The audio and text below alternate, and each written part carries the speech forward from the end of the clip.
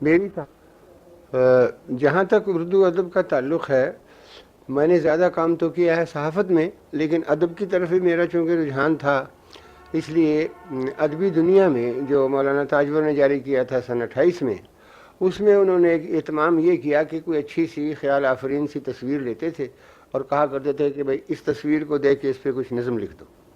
چنانچہ وہ ایک سلسلہ چلا اور اس میں نے کوئی 50 کے قریب ایسی نظمیں کہیں کہ ایک صفحے پہ تصویر ہوتی تھی، ایک صفحے پہ نظم ہوتی تھی۔ ساتھ ہی ساتھ مجھے کچھ افسانہ نویسی کا بھی ان دنوں شوق تھا، اور میں نے ادبی دنیا میں زیادہ تر افسانے لکھے ہیں۔ ان کی جو فضا ہے وہ بالکل دیہاتی ہے۔ چنانچہ ایک دفعہ مولانا صلاح الدین نے لکھا تھا کہ یہ شخص چلتا پھرتا گاؤں ہے، اور اس کے افسانے اس لیے زیادہ مؤثر اور دل نشین ہوتے ہیں کہ اس موضوع سے اس کا لگاؤ مخلصانہ ہے، تاجرانہ نہیں ہے۔ تو یہ تھوڑا سا کام میں نے کیا ہے ادب کے اعتبار سے۔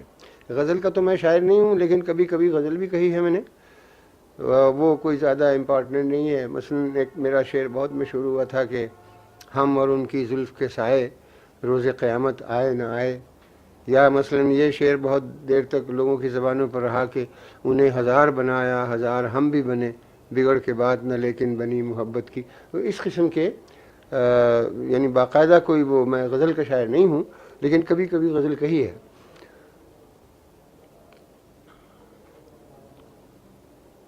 اور ان افسانوں کا زیادہ جس چیز پر میں ناز کر سکتا ہوں یا جس چیز کو نقاد زیادہ پسند کر سکتے ہیں وہ ہے فضا پردازی، کہ جو میں افسانہ لکھتا ہوں اس میں ویسی ہی فضا پیدا کرنے کی کوشش کرتا ہوں۔ اچھا، جہاں تک صحافت کا تعلق ہے، میں سمجھتا ہوں کہ بعض خدمات میں نے ایسی انجام دی ہیں کہ اردو پریس بھی ان پہ فخر کر سکتا ہے اور میں بھی بجا طور پر ناز کر سکتا ہوں۔ مثال کے طور پر جب سن 38 میں نے روزنامہ احسان کے چیف ایڈیٹر کا کام سنبھالا، تو اس وقت میں نے یہ محسوس کیا کہ مسلمان اخباروں میں اگر کوئی کمی ہے تو وہ یہ ہے کہ ان میں تازہ خبریں نہیں ہوتی۔ چنانچہ میں نے مالکوں سے ذکر کیا کہ بھائی اگر اخبار کو چلانا ہے تو اس پہ ٹیلی پرنٹر لگوائیے۔ انہوں نے کچھ عذر معذرت کیے کہ بھائی ہم تو پہلے ہی مقروض ہیں اور ہم تو آپ کو اس لیے لائے ہیں کہ کچھ اخبار میں جان پڑ جائے اور ہمارا کچھ یہ جو گھاٹے واٹے ہیں یہ پورے ہو جائیں۔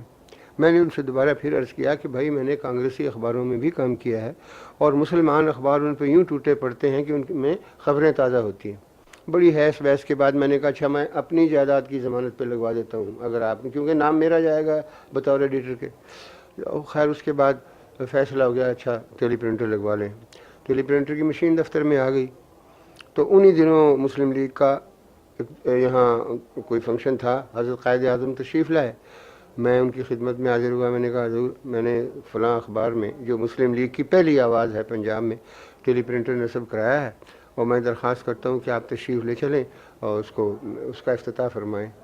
انہوں نے انگریزی میں مجھے جواب دیا کہ نو چینج ان مائی پروگرام۔ پھر میں نے دوبارہ جرت کی، میں نے کہا حضرت جی اس میں چینج کی تو کوئی سوال ہی پیدا نہیں ہوتا، آپ فلیگ ہاسٹنگ پہ جا رہے ہیں، راستے میں میرا دفتر ہے، وہاں کوئی ڈیمانسٹریشن نہیں ہے، کوئی گیدرنگ نہیں ہے، صرف ٹیلی پرنٹر سے پہلی خبر پھاڑ کے میرے نیوز ایڈیٹر کو دے دیں آپ، اینڈ دیٹس آل۔ چنانچہ وہ راضی ہو گیا، انہوں نے بڑا شفقت کی، اور میں آپ کو یہ یقین دلاؤں پھر کہ اس کے بعد جو احسان اٹھا ہے تو اس کے مقابلے کا پنجاب میں کوئی اخبار نہیں تھا اس زمانے میں۔ ایک تو یہ بات تھی۔ دوسرا یہ کہ مولانا ظفر علی کے گوشہ نشین ہونے کی وجہ، چونکہ میں نے تو ان کی جوتیاں مدتوں سیدھی کی ہیں، یہ کمی ہو گئی تھی کہ ملک کی قومی یا سیاسی نظمیں ان کا ایک پیاس محسوس کرتے تھے ناظرین۔ دور قدیم سے عادت جو چلی آئی تھی نظم پڑھنے کی، چنانچہ میں نے اپنی بے بذاتی کے باوجود اس مشن کو قائم رکھا اور سیاسی نظمیں لکھتا رہا، وطن کی لکھتا رہا، مسلم لیگ کے متعلق لکھتا رہا۔ کچھ عرصہ میں حضرت علامہ مشرقی سے بھی متاثر رہا، اور میں نے خاکسار تحریک میں بھی اچھا خاصا کام کیا ہے احسان کے ذریعے۔ تو اس کے بعد پھر ان مالکوں کی کچھ مالی مصلحتیں تھیں دوسری جنگ کے دوران میں، وہ اس موقف سے ہٹ گئے کہ مسلم لیگ ہی ہماری جماعت ہے، میں نے چھوڑ دیا کام وہاں سے۔ تو یہ ایسی باتیں ہیں کہ جن کا جو بطور ریکارڈ رکھی جانی چاہیے، جن کا ریکارڈ رہنا چاہیے. کسی وقت کوئی محقق، کوئی ریسرچ اسکالر کوئی ایسی بات کرے تو اس کو معلوم ہو کہ پنجاب کے اردو پریس میں کب اور کیا تبدیلیاں آئیں. ایک لطیفہ یہ ہے کہ جن دنوں میں نے ذمہ دار میں کام شروع کیا ان دنوں صبح کا اخبار کوئی نہیں تھا. سارے اخبار شام کو یعنی ایوننگ پیپر تھے. دن بھر کام ہوتا تھا اور رات بھر آرام کرتے تھے لوگ. لیکن پھر ایک ہندو اخبار نویس آئے. میں یہ تو نہیں کہتا کہ نظم میں ان کا مرتبہ کیا تھا، لیکن اخبار نویسی میں انہوں نے یہ نئی راہ پیدا کی کہ اخبار صبح کو ہونے چاہیے. چنانچہ یہ کوئی سن 22-23 کے قریب اخبار صبح کو اخبارات چھپنے لگے. صرف انگریزی اخبار تھا ایک یہاں ٹریبیون انگریزی کا اور ایک سول ملٹری جو صبح کو چھپتے تھے. تو ان کی دیکھا داکھی پھر یہ اردو پریس بھی مارننگ پیپر ہو گئے سارے اس کے. میں مڈل ایسٹ گیا دوران جنگ میں، تو وہاں مجھے جاتے ہی کہا گیا کہ تم چونکہ پنجاب کو بلانگ کرتے ہو لہذا وہاں سے اگر کوئی میسیج لائے ہو تو ہم نے آن کرا رکھے ہیں سب جگہ ریڈیو اسٹیشن پنجاب کی ریجمنٹوں میں، تو کوئی ان کو پیغام دے دو وہاں. چنانچہ میں گیا اور ایک تقریر کی. اس کے 3 حصے تھے. کچھ ہندوؤں سے کہا، کچھ مسلمانوں سے کہا اور کچھ سکھوں سے کہا. اور رپورٹ یہ تھی کہ لوگ اس تقریر کو سن کے رو رہے تھے، کیونکہ میں نے ذرا ان کے جذبات سے اپیل کی کہ تمہاری عسکری روایات کیا ہیں اور تمہاری عسکری روایات کیا ہیں. چنانچہ ہندو اگرچہ بہت کم تھے سپاہیوں میں لیکن افسروں میں تھے. تو ان کے لیے میں نے ایک ایسی بات کہی کہ وہ تمام کے تمام لوگوں نے متفقہ طور پر یہ فیصلہ کیا کہ اس کو آفیسر میں اس میں بلایا جائے، اس کو کھانا دیا جائے اور اس سے کچھ مزید باتیں سنی جائیں. میں نے کہا کہ بھئی جہاں تک ہندو تاریخ اور ہندو کی عسکری تاریخ کا تعلق ہے میں مردوں کا ذکر نہیں کرتا، صرف ایک عورت کا ذکر کرتا ہوں. وہ تھی پانڈو کی ماں. جب کوروں کے بڑے بھائی دریودھن نے ان کو کوئی حق دینے سے انکار کر دیا، کیونکہ انہوں نے سب کچھ جوئے میں ہار دیا تھا، یہاں تک کہ دروپدی کو بھی ہار دیا تھا. تو ان کا جو استاد تھا اس کا نام تھا درون آچاریہ، اس کو کہتے تھے جیسے ہمارے ہاں استاد جی کہتے ہیں درون آچاریہ. تو وہ ان کی والدہ کے پاس گیا.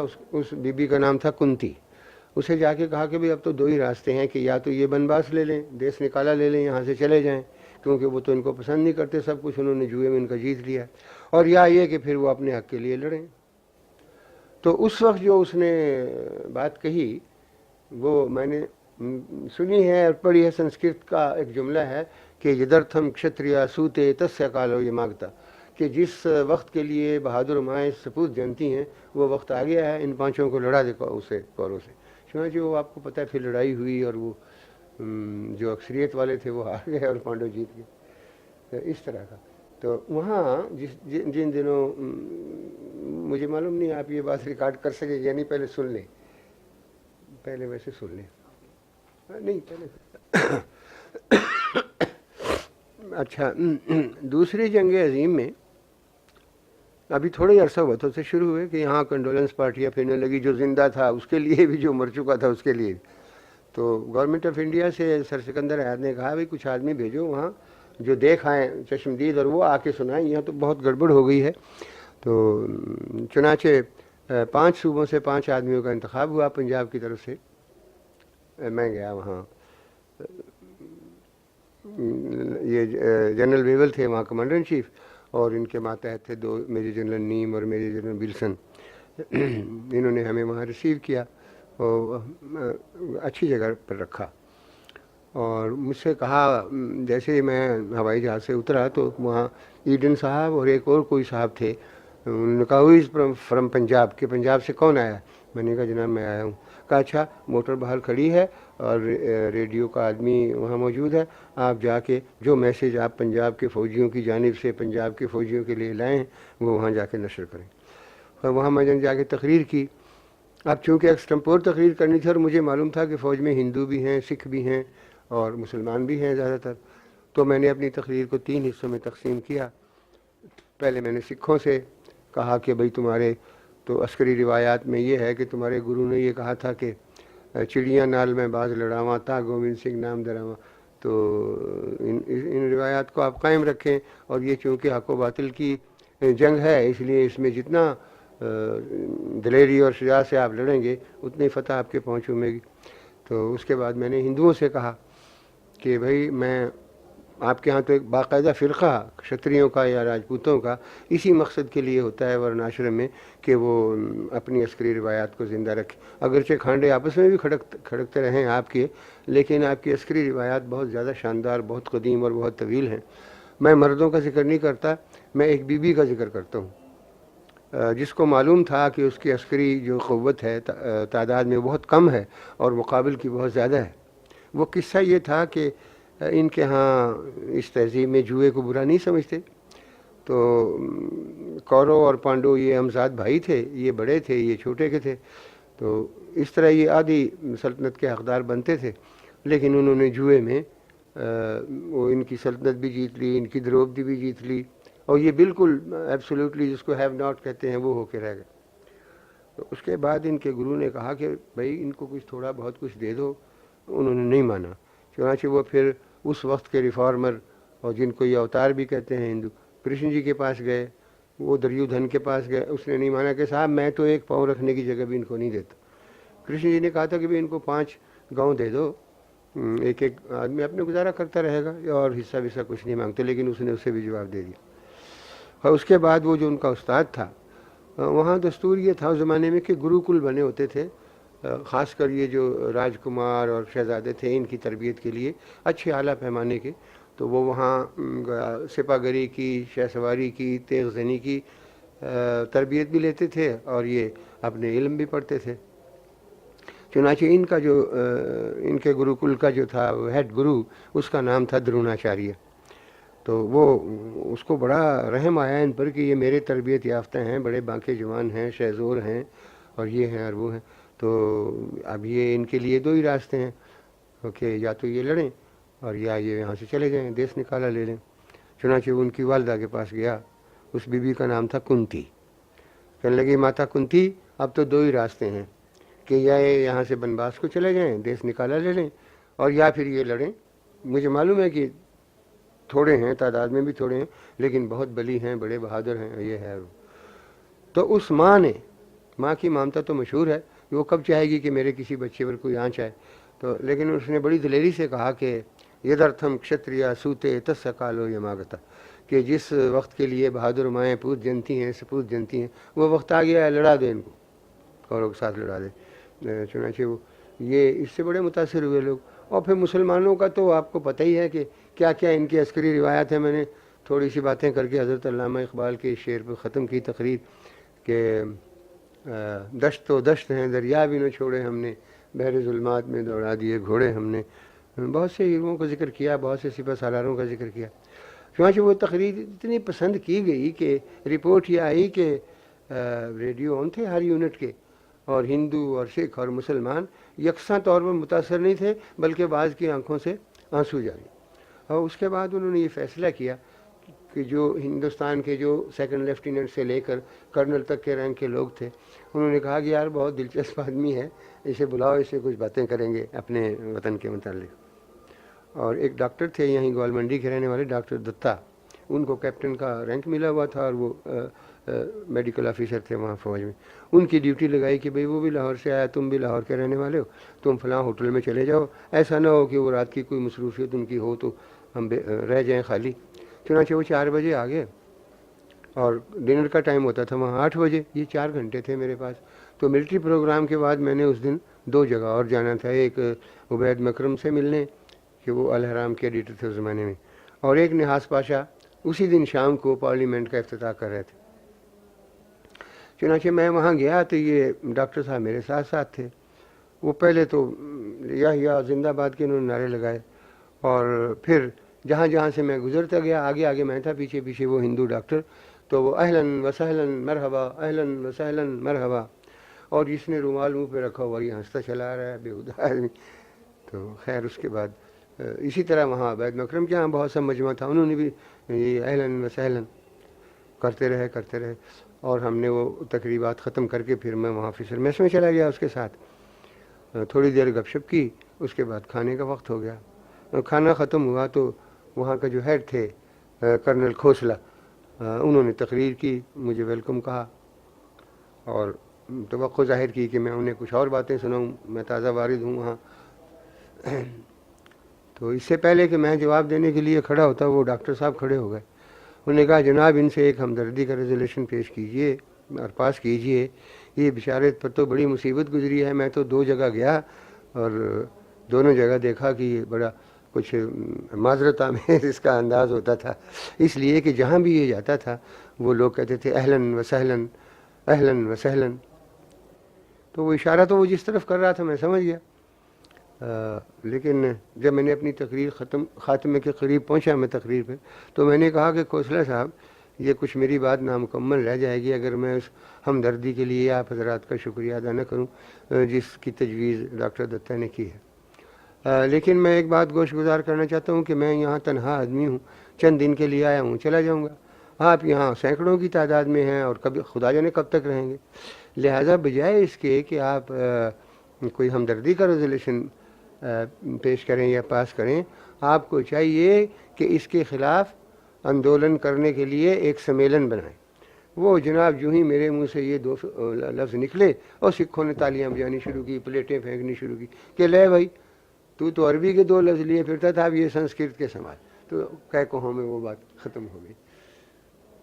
ہمیں جو سفر کے متعلق ہدایات ملی تھیں ان میں کچھ ہوائی سفر کے متعلق ہدایات تھیں. ایک ہدایت یہ بھی تھی کہ اگر کوئی آدمی شیلٹر سے باہر مر گیا تو اس کے لواحقین کو کوئی معاوضہ نہیں ملے گا.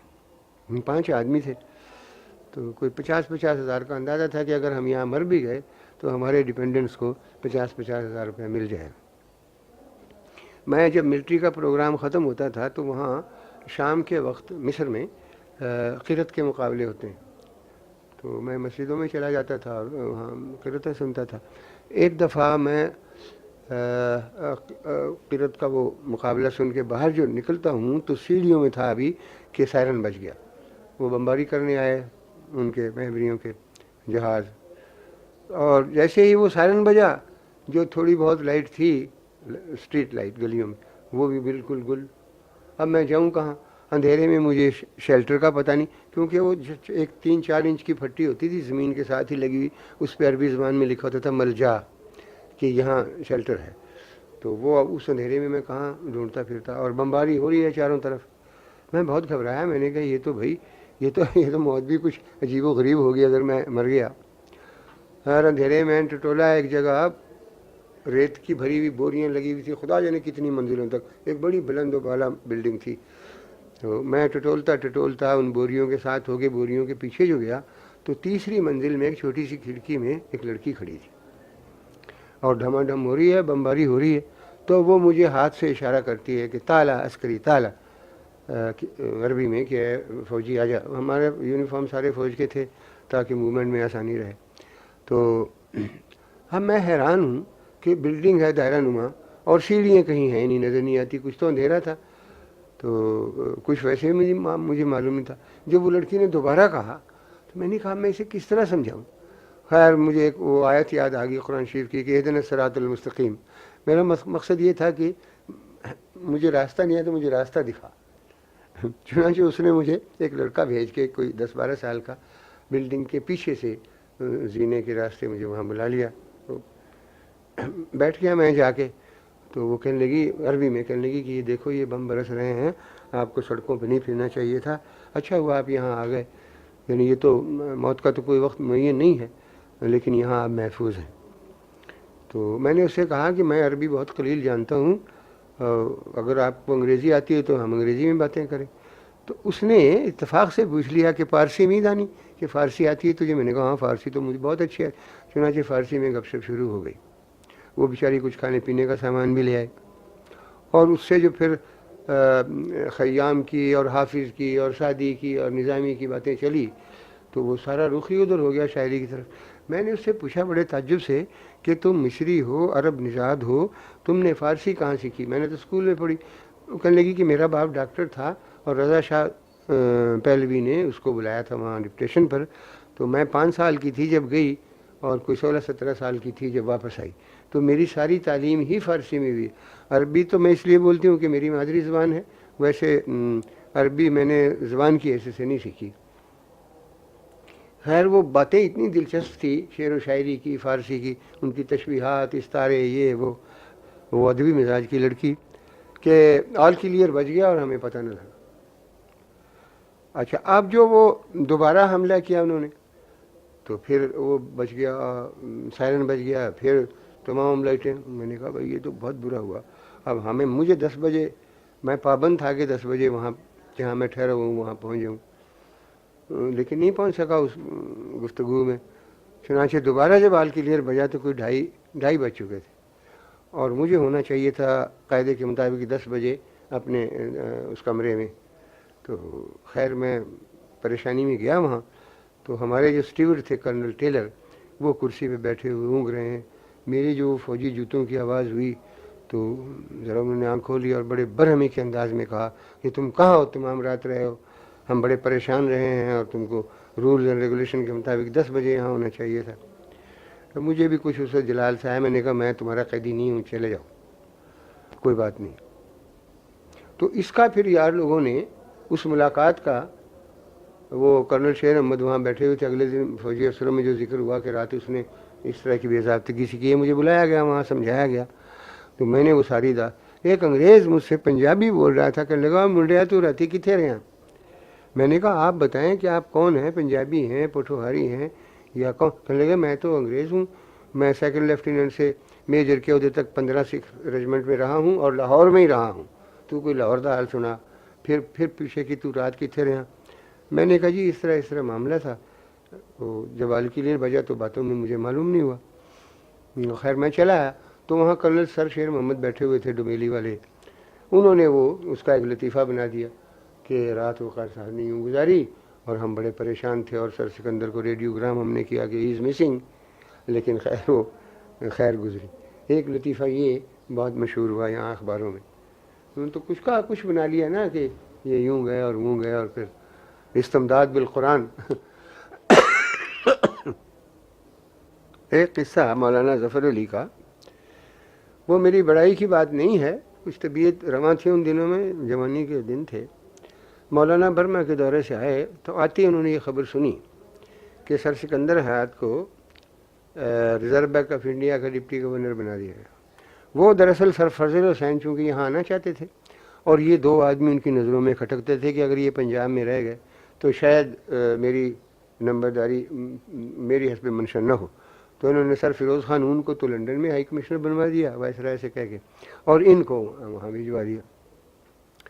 میں جو گیا دفتر، اس وقت میرا زمیندار سے تعلق نہیں تھا ملازمت کا، ویسے مولانا برما سے آئے تھے تو میں سلام کرنے چلا گیا، تو بیٹھے ہوئے پنسل ہاتھ میں لے کے اور حقہ بج رہا ہے ان کا، شورش کشمیری، اس وقت اس کی مسیں بھیگ رہی تھی، چھوٹا ہی تھا یہ کہیں سے چلم بھر کے لایا اور مولانا نے حقہ پینا شروع کر دیا، لیکن بڑے پریشان بیٹھے ہوئے۔ میں جو داخل ہوا تو اوپر دیکھے بغیر کہنے لگے کون آیا بھائی، بہت نا وقت آیا۔ تو شورش نے کہا کہ وقار آیا۔ انہیں آؤ بھائی آؤ بیٹھو۔ تو میں پاس ادب سے کھڑا ہی رہا۔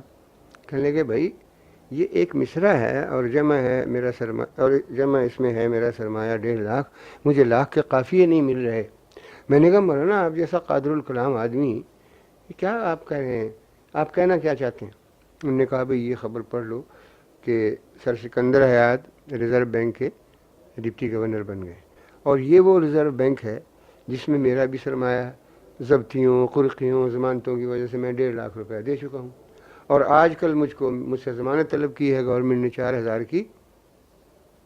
تو میں ان سے یہ کہنا چاہتا ہوں کہ بھائی کچھ میرا حصہ بھی ہے، یعنی جب اس میں ہے میرا سرمایہ 1.5 لاکھ۔ تو مولانا میں نے کہا یہ تو اتنی مشکل بات نہیں ہے جس کے لیے آپ جیسا قادر الکلام آدمی سوچنے بیٹھ جائے۔ میں نے کہا میں لکھواتا ہوں، آپ لکھیے۔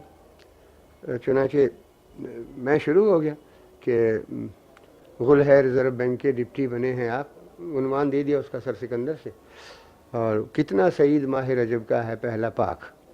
کہا بھائی واہ، تو یہ تو خوب کافی رہا، اور ہندوستان کا مال غنیمت ہے اور آپ کرتے ہیں شکر اس پہ مسلمان لاکھ لاکھ،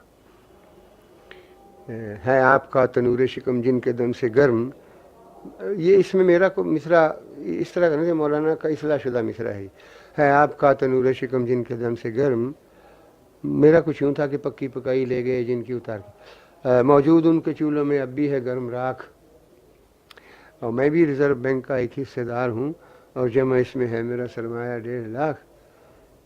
اچھا ذرا سے بند کیجیے، ایک منٹ۔ شورش نے اعتراض کیا کہ اس میں 4,000 کی ترکیب نہیں آئے گی۔ میں نے کہا بھائی تم بچے ہو، ابھی آ جاتی ہے دیکھو۔ چنانچہ میں نے اگلا شعر کہا کہ 40-100 کی مجھ کو ضرورت ہے آج کل، از بس کے سینچنا ہے مجھے قادیاں کا آنکھ۔ یہ رعایت یوں تھی کہ ان دنوں انہی کی مخالفت کی وجہ سے 4,000 روپے کی ضمانت مانگی گئی تھی۔ تو اگلا شعر میں نے جو ختم کیا یہاں کہ مل جائے یہ رقم تو میرا کام بھی چلے، رہ جائے اس وطن کے بڑے بینک کی وثاق۔ مولانا ظفر علی پر شورش کشمیری نے جو کتاب لکھی ہے اس میں یہ سارا واقعہ اسی طرح بیان کیا ہے انہوں نے جیسا میں نے عرض کیا ہے۔ تو نظموں کے بارے میں یہ ہے کہ میں کتابیں لے آؤں گا پیر کو، کوئی دو چار نظمیں بھی لے آؤں گا تو وہ کمپلیٹ کر لیں اس کے بعد، اور اگر کچھ اور کوئی بات رہ گئی ہو تو جی ہاں جی ہاں۔ مولانا ظفر علی کا جہاں تک ان کی شاعری کا تعلق ہے وہ بڑے قادر الکلام شاعر تھے اور بڑے بے مثال شاعر تھے، قافیے کے تو بادشاہ تھے۔ ایک دن میں جو حاضر ہوا تو کچھ طبیعت میں غالباً انقباض تھا یا کیا، وہ کہنے لگے بھائی تم کیا گھومنا وقت آئے ہو کہ اچھے وقت آئے ہو، یہ ایک مصرع لکھ رکھا ہے میں نے اور اس کا قافیہ نہیں مل رہا۔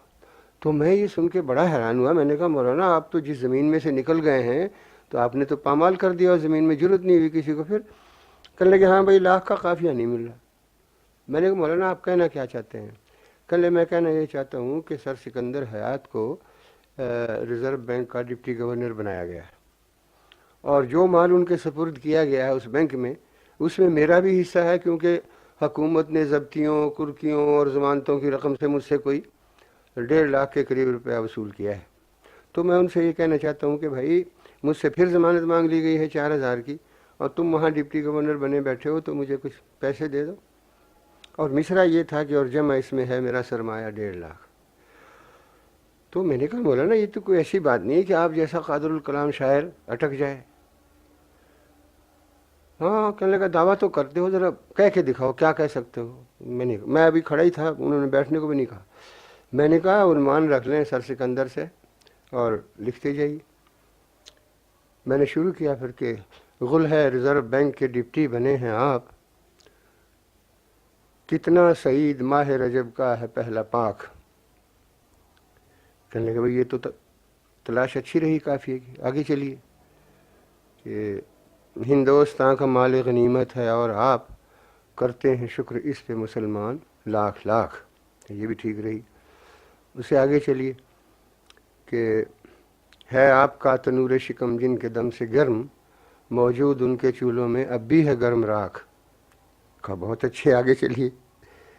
تو بیچ میں وہ شورش صاحب وہاں بیٹھے ہوئے تھے، چلم بھر کے لائے تھے مولانا کی، مسیں بھیگ رہی تھی، نوجوانی کا عالم تھا ان کا۔ کہنے لگے اس میں 4,000 کا لفظ نہیں آئے گا اس بحر میں۔ میں نے کہا آئے گا۔ تو میں نے کہا لکھیے کہ میں بھی ریزرو بینک کا ایک حصہ دار ہوں اور جمع اس میں ہے میرا سرمایہ 1.5 لاکھ۔